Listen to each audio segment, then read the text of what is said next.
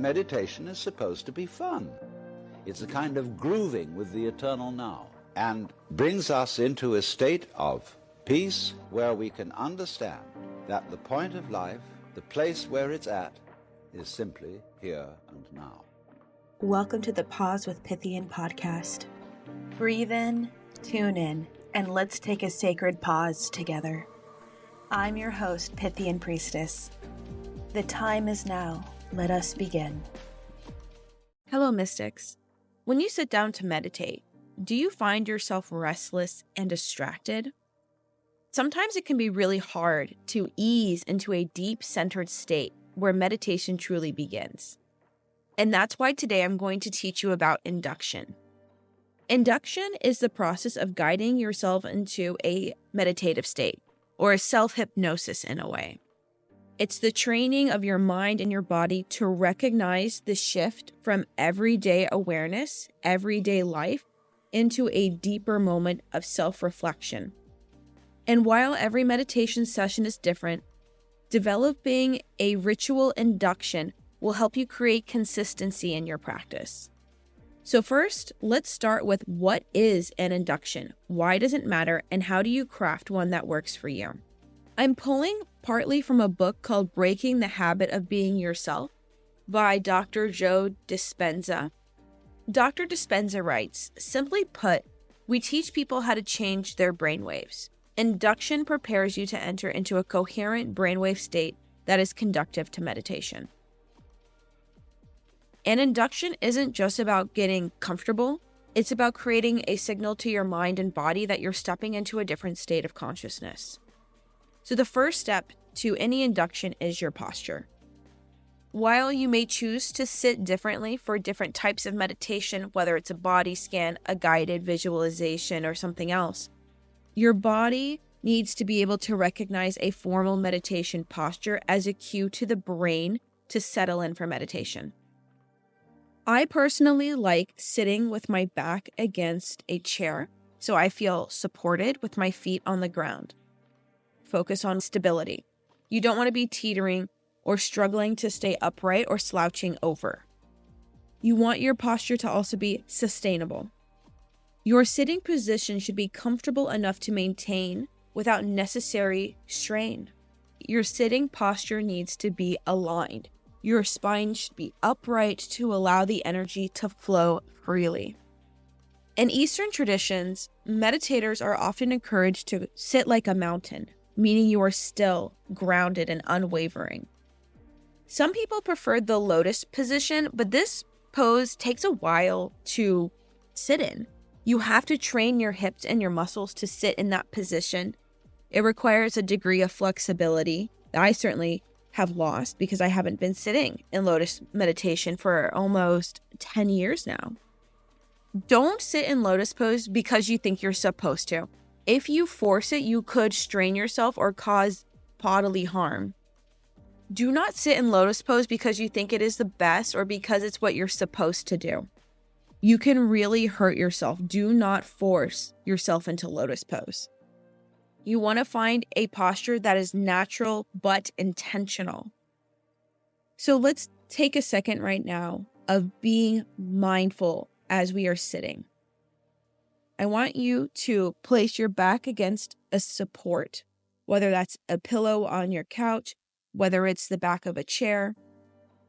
If you don't have a back, imagine a fishing line being pulled from the bottom of your spine up to the top through your head.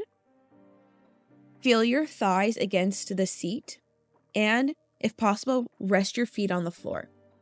If your feet do not reach the floor, you will need to move up so they can. Yes, of course, you can meditate lying down, but be mindful because you don't want to fall asleep. Sometimes you will fall asleep during meditation, and that's okay. But for some workings, we want our mind to remain active. The next step in creating a sitting pose after our posture is what's called coming to attention, or bringing awareness into your body. You are signaling to your nervous system that it is the time to regulate, focus, and center. So bring awareness to the spine and imagine a thread being pulled from the base of your spine through your back and through the crown of your head. You want to imagine like a puppeteer pulling a string through your spine, up your back, into the sky. Be mindful of leaning forward. Center yourself. Open up your chest. When your spine is slumped over, it compresses your chest and your belly, and it makes it difficult to breathe. Unclench your jaw. Unclench your fists. You can put your palms up or down, whatever feels best for you. And allow your belly to soften. Many of us carry unconscious tension in our bodies, especially in the abdomen. We often hold in our stomachs due to cultural conditioning and diet culture. But in meditation, there's no need to suck it in or tighten your abdomen. Your breath needs space to flow. So let's inhale and exhale. And continue this pattern, slowly inhaling through your nose and exhaling through your mouth. Increase your capacity for deep and full breathing. This might feel unfamiliar to you, especially if you're used to holding tension. There is no audience, there is no judgment, only your awareness in this moment. This is the third step of induction. By gently following the rhythm of your inhale and exhale, allowing the air to move in and out of your nose, the expansion of your ribs, and the natural rise and fall of your chest and belly, we're slowing down and bringing the awareness, your awareness, to the present moment. If you have thoughts arise, that's okay. Simply notice them, release them, and return to your breath.